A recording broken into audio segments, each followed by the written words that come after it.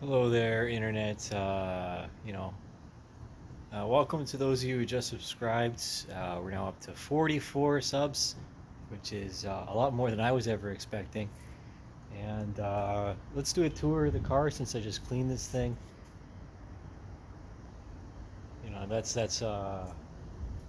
Using every tool at my disposal.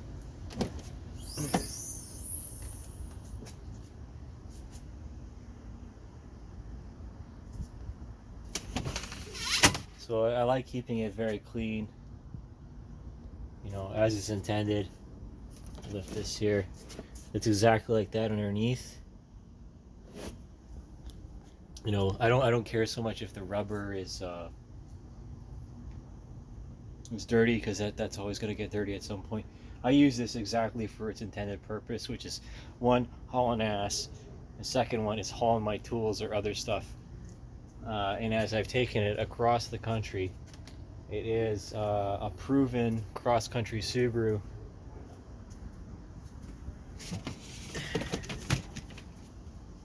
All right. Now the outside is kind of dirty because obviously I was concentrating on the inside today, and I went to the scrapyard this morning to drop some stuff off. So that scrapyard is very well maintained. I'm not concerned about punctures or anything like that.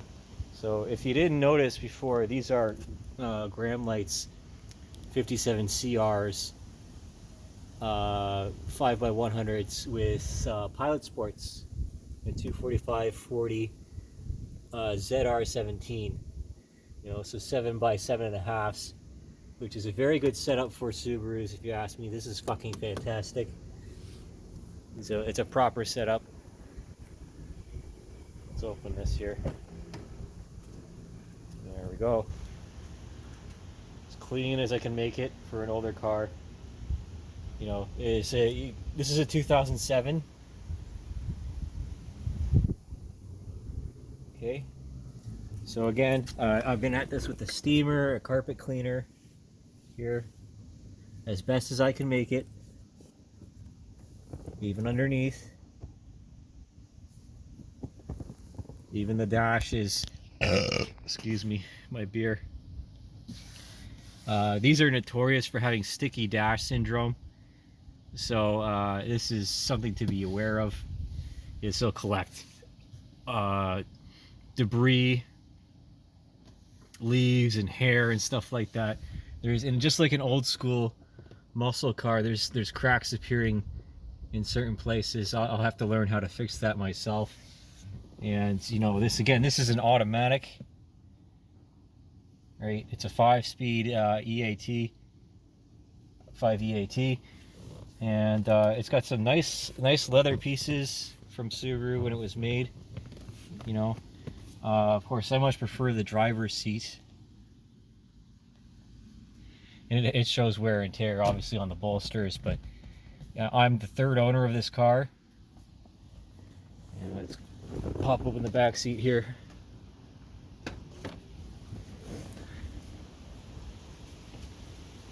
And it's starting to rain, so we'll do this very quickly. Oopsie, reach behind myself here. So yeah, thanks for subscribing. You got the old Mexican blanket here for the dog, just to keep everything nice and clean, exactly as the front. I try to treat it exactly like a small airplane, because if I'm going to spend a lot of time in here on the road, then every detail counts. Look at the headliner. It's got some wear and tear. I didn't steam this yet, but I will at some point. There is a bit of water spots up here that I have to deal with. That will only be solved by me steaming it, which is a great thing for if you get a steamer. It's fantastic. They're great tools if you know how to use them. I recommend you listen to Ammo or Obsessed Garage. Those are the people that I learned from. And I did detailing and rust coating as a job for a short period of time You see the backside. Yeah.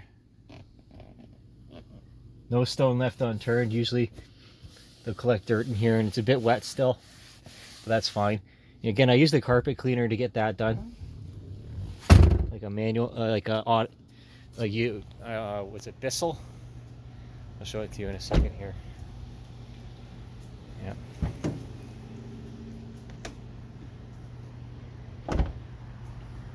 Shit.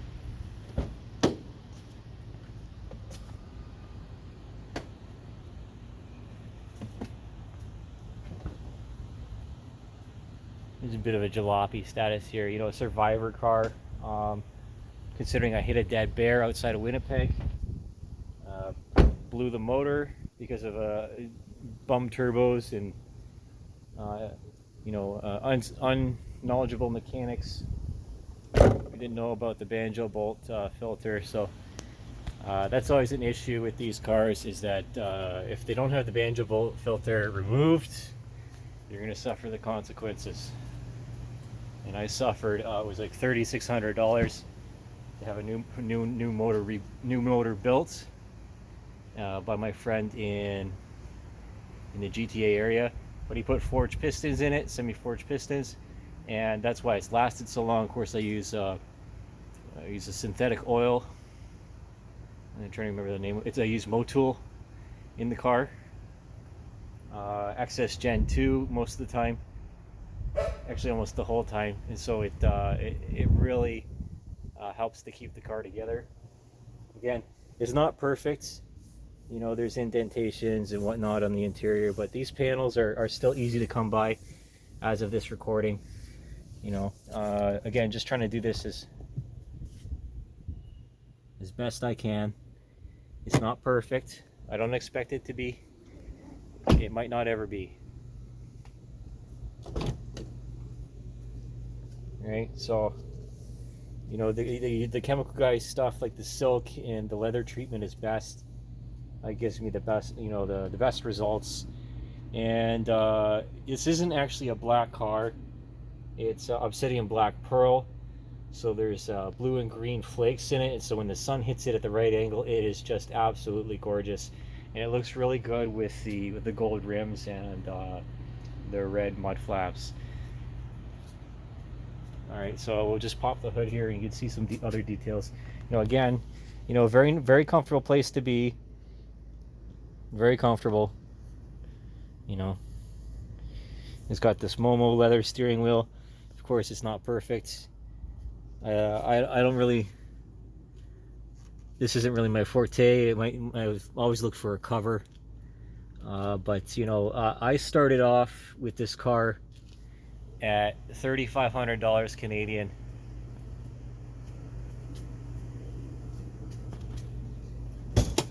And I made it to what it is now. So that's 2.5 years later, almost 3 actually.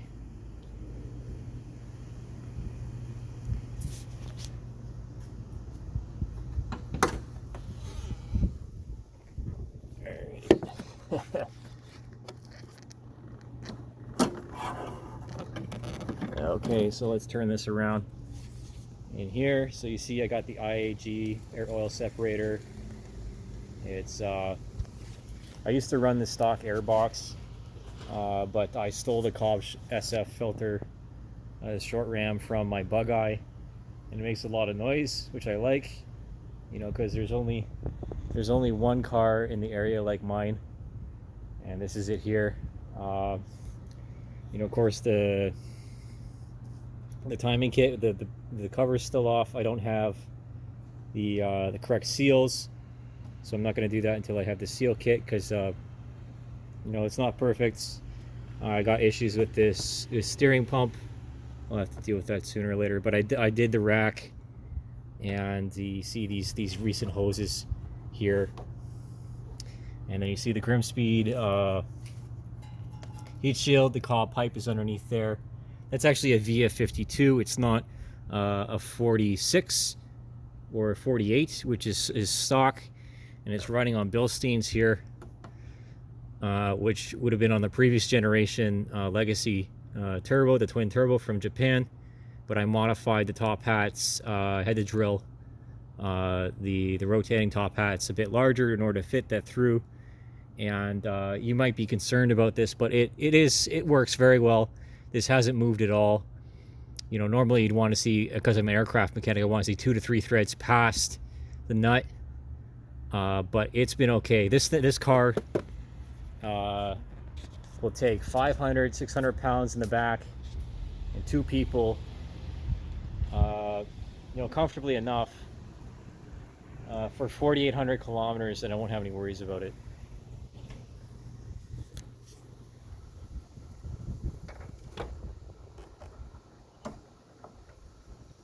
Oh yeah, and if you didn't see it, there's that Grimspeed blow-off valve, and it's got the choo-choo-choo, which I really enjoy, you know, because I'm a stupid child like that. Anyways, yeah, like I said,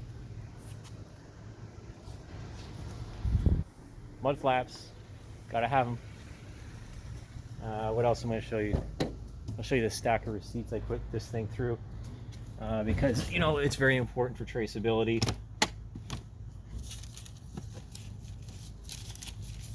In a second. I've kept the majority of the receipts for modification and maintenance, and it's right here. It's a binder, I'm telling you. You know, Subaru, when they made this car, you look at this manual container, right? It's like this faux leather in 2007.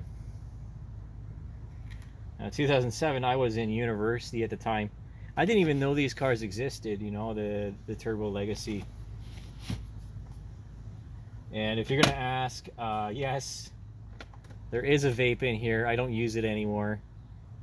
I really don't care for it. You know, obviously I haven't been smoking. And of course there's NVIDIA sticker in here.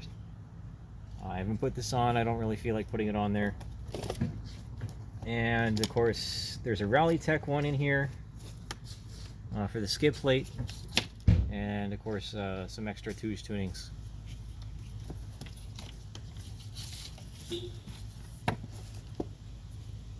Now let's see. So that Roger Clark timing belt is the last thing to put on this thing, or last thing I put on it. That cob downpipe is the GESI catalytic converter. So if all you cops watching here who hear me buzzing around town, like I said in when I got pulled over last year, this thing is compliant, and you don't need to worry about me. This is probably one of the best maintained Subarus in the, well, tuner Subarus in the entire country. And that was the purpose, because I rely on this vehicle for my livelihood. And as far as I'm concerned, this is my reputation, as like most mechanics would think, or at least old school mechanics would think. Again, you know, it's not perfect. I don't need it to be perfect. I got my 22B here in the rear mirror, as always, as a reminder of aspirations, because, you know, those cars are like $100,000 now, 120, and I may be able to achieve that in my life. We'll see. It's hard to say, you know, do I want an airplane or do I want the 22B? But I already have a Bug-Eye that's in pieces, so at a certain point it becomes redundant. It's just, I think that, or I feel like I would be a good steward to one. Anyways, so let's look in here. You see the Bilsteins there, front and rear, and the caked on mud from from the, there we go, whatever. That's what they're there for. That's what Subarus are good at, you know. It means something. Anyways, I hope you enjoy my car. I try to have it express a piece of my personality because I put so much work into it. And that's that. So thanks for tuning in. and you know, stay tuned.